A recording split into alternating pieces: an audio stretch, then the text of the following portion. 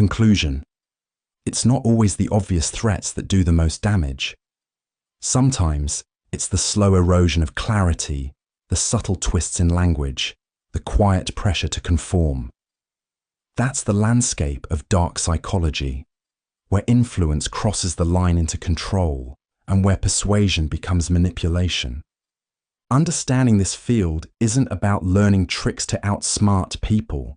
It's about recognizing how human behavior, emotional vulnerability, and cognitive bias can be used, sometimes carefully, sometimes carelessly, to steer thoughts, decisions, and relationships.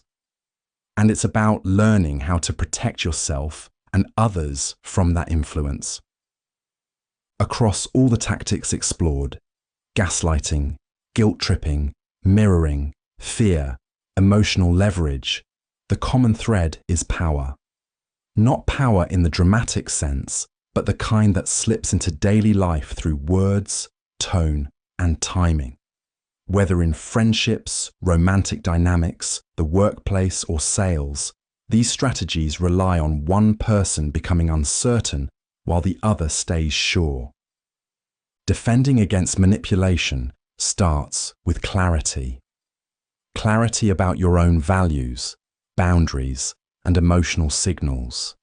Manipulation works best when those things are murky, when someone's behavior feels wrong but you're not sure why, or when guilt overrides your better judgment. Awareness gives structure to that confusion.